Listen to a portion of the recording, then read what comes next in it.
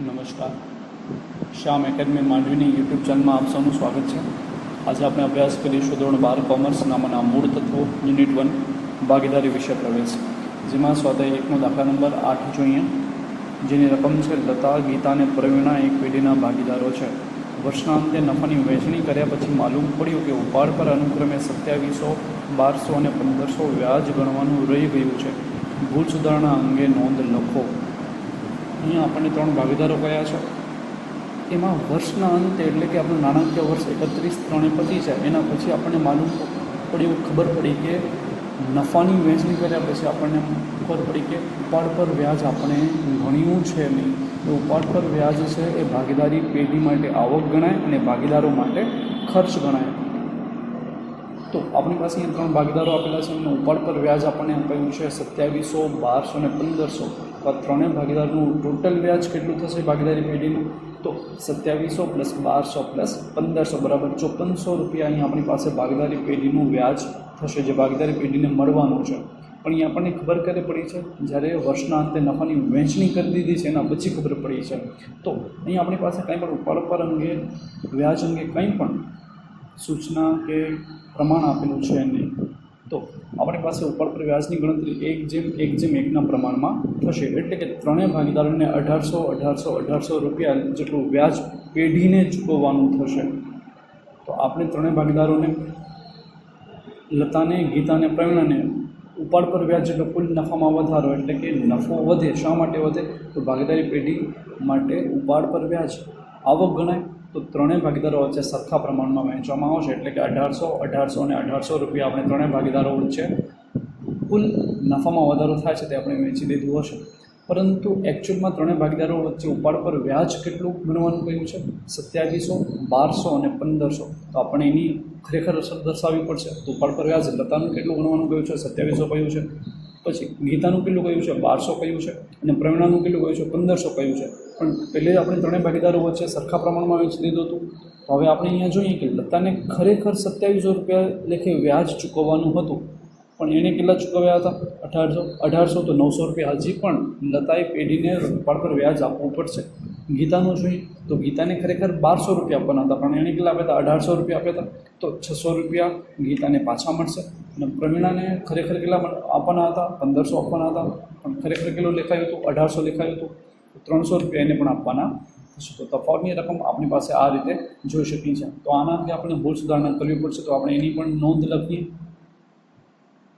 તો એના માટે આમ નોંધ લખીએ છીએ એમ જ તારીખ, વિગત, ખાતાવાહી પાના નંબર, ઉધાર અને જમા. તો 900 રૂપિયા લતાને પેઢીને આપવાના છે. તો લતાના મૂડી કે ચાલુ ખાતે ઉધાર થશે. શા માટે? તો આવે તો ઉધાર, જાય તે જમા. પેઢી માટે ઉપાડ પર વ્યાજ આવક છે, માટે લતાના મૂડી કે ચાલુ ખાતે ઉધાર. તે ગીતાના મૂડી કે ચાલુ ખાતે જમા રૂપિયા 600. તે પ્રવીણાના મૂડી કે ચાલુ ખાતે રૂપિયા 300 રૂપિયા જમા થવાના છે. આગળ જોઈએ દાખલા નંબર 9, જેની રકમ છે મુકેશ, ધવલ અને વિનોદ એક પેઢીના ભાગીદારો છે. તેઓની મૂડીનું પ્રમાણ 4:2:3 છે. મુકેશને તેના નફામાંથી ઓછામાં ઓછા 35,000 મળશે જ એવી ખાતરી ધવલ અને વિનોદ આપે છે. પેઢીનો વર્ષનો નફો 90,000 થયો હોય તો ભાગીદારો વચ્ચે નફાની વહેંચણી કેવી રીતે થશે? અહીં આપણને મૂડીનું પ્રમાણ આપેલું છે 4:2:3, પણ નફા નુકસાનનું પ્રમાણ આપેલું છે નહીં. માટે જ્યારે પણ મૂડીનું પ્રમાણ કહ્યું હોય, નફા નુકસાનનું પ્રમાણ ના કહ્યું હોય, તો આપણે નફો કે નુકસાન હંમેશા સરખા ભાગે વહેંચવાનું થશે. એટલે કે અહીં આપણી પાસે પેઢીનો નફો 90,000 છે, તેથી દરેક ભાગીદારને 30,000 જેટલો નફો મળવાનો થાય છે. એટલે કે મુકેશને, ધવલને અને વિનોદને અનુક્રમે 30,000 રૂપિયા મળશે. આગળ જોઈએ, પરંતુ મુકેશનું 35,000 નફો મળશે જ એવી ખાતરી ધવલ અને વિનોદે આપી હતી. એટલે કે પેઢીમાં નફો ગમે તેટલો થાય, પણ મુકેશને તેમાંથી 35,000 રૂપિયા નફો મળશે જ એવી ખાતરી વિનોદ અને ધવલે આપી હતી. પરંતુ ઉપર જ આપણે જોયું કે દરેક ભાગીદારને 30,000 નફો મળે છે, એટલે કે અહીંયા 5,000 રૂપિયા મુકેશને ઓછો નફો મળે છે. તો 5,000 રૂપિયા કોણ આપશે? જેણે ખાતરી આપી હતી, ધવલ અને વિનોદ. તો બાકીના 5,000 રૂપિયા ધવલ અને વિનોદ પોતાના હિસ્સામાંથી સરખા પ્રમાણમાં આપશે. શા માટે સરખા પ્રમાણમાં? તો અહીં આપણને કંઈ પણ નફા નુકસાન અંગે કંઈ પણ પ્રમાણ કહ્યું છે નહીં માટે, એટલે કે બંને પોતાના હિસ્સામાંથી 2500 રૂપિયા મુકેશને આપશે. તો ભાગીદારોના નફાની વહેંચણી કઈ રીતે થશે? તો એના માટે આપણે કોષ્ટક જોઈએ. વિગત: મુકેશ, ધવલ અને વિનોદ સરખા ભાગે નફાની વહેંચણી 1:1:1, એટલે કે 90,000 ટોટલ નફો આપેલો છે. તો 30,000, 30,000 અને 30,000 ત્રણેય ભાગીદારોને નફો મળશે. વહેંચી લેવાની કે આપવાની થતી રકમ કેટલી થશે? 5,000 રૂપિયા. શા માટે? તો ઉપર જ આપણે જોયું કે મુકેશને તેના નફામાંથી ઓછામાં ઓછા 35,000 મળશે જેવી ખાતરી ધવલ અને વિનોદે આપી છે. તો 5,000 રૂપિયા એ બંને લોકો આપશે પોતાના નફામાંથી. તો 2500 રૂપિયા આપશે તો ઓબ્વિયસલી એમના ખાતામાંથી રૂપિયા માઇનસ થાય જ. તો મુકેશના 30,000 સરખા ભાગે આપણે નફો વહેંચી તો 30,000, ધવલના 30,000, વિનોદના 30,000 અને મુકેશને 5,000 વધુ મળશે. 35,000 કયા છે માટે? તો પ્લસ 5,000. ધવલનામાંથી 2500 રૂપિયા તે મુકેશને આપશે એટલે ઓબ્વિયસલી માઇનસ થશે. તો 27,500 અને વિનોદ પણ 2500 રૂપિયા મુકેશને આપશે એટલે માઇનસ 2500. તો બરાબર 27,500 રૂપિયા વિનોદના ખાતે રહેશે. આગળ જોઈએ સ્વાધ્યાયનો દાખલો નંબર 10, જેની રકમ છે રઘુવીરની આખરની મૂડી 80,000 છે. અહીંયા આખરની મૂડી કઈ છે? એટલે વર્ષના અંતે 31/3ના રોજ એની મૂડી 80,000 છે, જેમાં ચાલુ વર્ષના ઉપાડના 12,500 તથા નફાના 17,800ની અસર આપેલ છે. શરૂની મૂડી પર 6% દરે કેટલું વ્યાજ થાય? અહીંયા સૌથી પહેલાં આપણે ક્લેરિફાઈ કરી દઈએ કે આખરની મૂડી એટલે વર્ષના અંતની મૂડી, ચાલુ વર્ષ એટલે કે જે તે વર્ષ હશે તેના ઉપાડના 12,500 તથા નફો 17,800 એમાં સમાયેલા છે. એટલે કે 17,800 ક્યારે હોય? નફો આપણી પાસે વર્ષના અંતે હોય. તો એના માટે આપણી પાસે સૂત્ર શું બને છે? શરૂની મૂડી બરાબર આખરની મૂડી પ્લસ ઉપાડ માઇનસ નફો. તો અહીં આપણી પાસે આખરની મૂડી છે તો આપણે એમાં લખીએ આખરની મૂડી બરાબર 80,000 પ્લસ ઉપાડ 12,500. અને ઉપર શા માટે એડ થશે? તો વર્ષના શરૂમાં આપણી પાસે જેટલી મૂડી હોય એમાંથી આપણે ઉપાડ માઇનસ કરીએ તો આપણને આખરની મૂડી મળે. પણ અહીંયા આપણે ઉલટું કહ્યું છે, આખની મૂડી કઈ છે?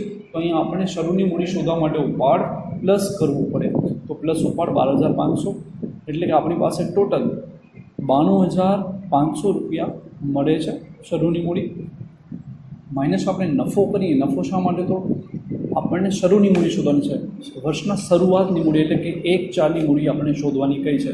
તો નફો હંમેશા માઇનસ થાય. તો 17,800 નફો માઇનસ કરીએ તો આપણી પાસે બચશે 74,700 રૂપિયા બચવાના છે. તો મૂડી પર વ્યાજ આપણને 6%ના દરે કહ્યું છે. તો મૂડી પર વ્યાજ કેટલું થશે? 74,700 ગુણ્યા 6% કરી શકો અથવા તો 6/100 પણ તમે કરી શકો છો. તો મૂડી પર વ્યાજ કેટલું થશે?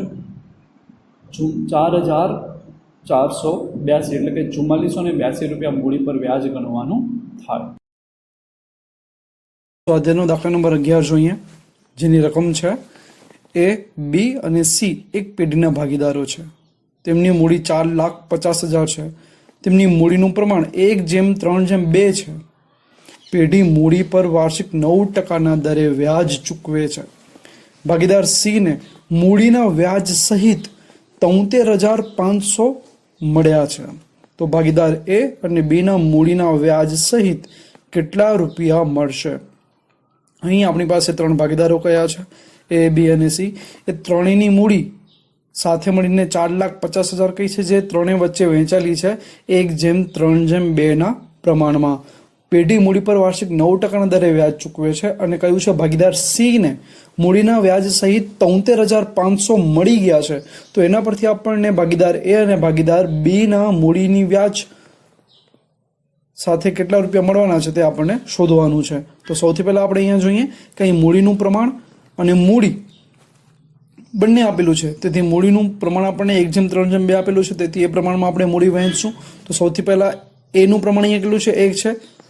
તો એની મૂડી આપણે શોધીએ 4,50,000 ગુણ્યા 1/6 બરાબર 75,000 રૂપિયા આવે. હવે અહીંયા એનું પ્રમાણ છે 1 અને આ 6 કઈ રીતે આવ્યા? તો 1 + 3 + 2 બરાબર 6. તો એની મૂડી બરાબર 4,50,000 ગુણ્યા 1 ભાગ્યા 6 બરાબર 75,000. એ જ રીતે આપણે બીની શોધી શકીએ મૂડી. અહીંયા બીનું પ્રમાણ છે 3, તો બીની મૂડી બરાબર 4,50,000 ગુણ્યા 3 ભાગ્યા 6 બરાબર 2,25,000. એ જ રીતે આપણે સીની મૂડી શોધી શકીએ છીએ. તો સીની મૂડી 4,50,000, સીનું પ્રમાણ છે 2 ભાગ્યા 6, તો બરાબર 1.5 લાખ રૂપિયા અહીંયા મૂડી થશે. એટલે કે આ ત્રણેય ભાગીદારો એ, બી અને સી એ ત્રણેયની સાથે મળીને મૂડી છે 4,50,000. તેમની મૂડીનું પ્રમાણ કયું છે? 1/3/2. જે આપણે ફાળવીએ તો એ, બી અને સી ની મૂડી અનુક્રમે 75,000, 2,25,000 અને 1.5 લાખ રૂપિયા આપણને મૂડી મળે છે. આગળ જોઈએ તો આપણે કોષ્ટક પરથી એનું આપણે કેટલા રૂપિયા મળશે તે આપણે શોધી શકશું. અહીંયા સૌથી પહેલા ફરી પાછું આપણે રિવાઇઝ કરી લઈએ કે સી ને મૂડીના વ્યાજ સહિત 73,500 મળ્યા છે અને પેઢી મૂડી પર 9% દરે વ્યાજ ચૂકવે છે. એટલે કે એ, બી અને સી આ ત્રણેયની જે મૂડી આપેલી છે અનુક્રમે 75,000, 2,25,000 અને 1.5 લાખ રૂપિયા, તો આ ત્રણેય ભાગીદારોની મૂડી પર 9% લેખે વ્યાજ આપીએ તો એ, બી અને સી ને કેટલા રૂપિયા મૂડી પર વ્યાજ મળશે? તો એની આપણે ગણતરી જોઈએ. મૂડી પર 9% લેખે વ્યાજ જોઈએ તો એની મૂડી છે 75,000 અને 9% આપણને વ્યાજ આપવાનું છે, તો 75,000 ગુણ્યા 9% બરાબર 6750 રૂપિયા આપણને મળે છે. એ જ રીતે બીની આપણે મૂડી જોઈએ 2,25,000 ગુણ્યા 9%, તો 20,250 રૂપિયા બી ને મૂડી પર વ્યાજ મળી શકે છે. અને 1.5 લાખ રૂપિયા મૂડી છે સી ની, તો 1.5 લાખ ગુણ્યા 9% બરાબર 13,500 રૂપિયા મૂડી પર વ્યાજ ઓવરઓલ મળે છે. ફરી પાછું આપણે સી ઉપર જઈએ, કારણ કે આપણે સી ઉપરથી જ એ અને બી ની મૂડી અને મૂડીની પર વ્યાજ શોધવાનું કહ્યું છે. તો સી ની મૂડીનું આપણે કહ્યું છે કે મૂડીના વ્યાજ સહિત, એટલે મૂડી પણ સમાયેલી છે અને વ્યાજ પણ સમાયેલું છે, એ બંનેના સાથે મળીને કેટલા મળે છે? 73,500 રૂપિયા સી ને મળે છે. પણ અહીંયા શોધ્યું અત્યારે મૂડી પર વ્યાજ સી ને કેટલું મળ્યું છે? 13,500. એટલે કે 73,500 માં 13,500 વ્યાજના સમાયેલા છે. તો મૂડી કેટલી હશે તે તો આપણે આસાનીથી ગણતરી કરી શકતા હોઈએ છીએ. 73,500 માં જો 13,500 મૂડી પર વ્યાજ હોય તો વહેંચણી પાત્ર નફો કેટલા રૂપિયાને મળશે? તો 73,500 માઇનસ 13,500 બરાબર 60,000 રૂપિયા. હવે 60,000 રૂપિયા સી ને મળે છે તો ઓબ્વિયસલી એ અને બી ને પણ 60,000 રૂપિયા મળશે. હવે આવું શા માટે? તો અહીંયા આપણને કોઈ પણ નફા નુકસાનનું પ્રમાણ કહેલું છે નહીં. તો હંમેશા ધ્યાન રાખજો કે જ્યારે પણ આપણને નફા નુકસાનનું પ્રમાણ ના કહ્યું હોય ત્યારે હંમેશા સરખા પ્રમાણમાં નફો કે નુકસાન વહેંચવામાં આવશે. તો વહેંચણી પાત્ર નફો કેટલા રૂપિયા મળશે? ત્રણેયને 60,000 અને 60,000 રૂપિયા ત્રણેયને વહેંચણી પાત્ર નફો મળતો હોય છે. તો એને કેટલા રૂપિયા મળશે? 9% લેખે વ્યાજના 6750 પ્લસ વહેંચણી પાત્ર નફો 60,000 રૂપિયા.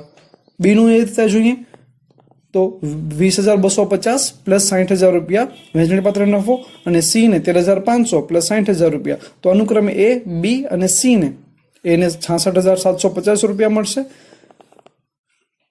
બી ને 80,250 મળશે અને સી ને તો આપણે પહેલેથી જ કહ્યા છે 73,500. તો આ દાખલામાં આપણને સી ની મૂડી અને એના વ્યાજ પરથી આપણે બી અને એ ભાગીદારોની મૂડીના વ્યાજ સાથે આપણે વહેંચણી પાત્ર નફો શોધી શકતા હોઈએ છીએ.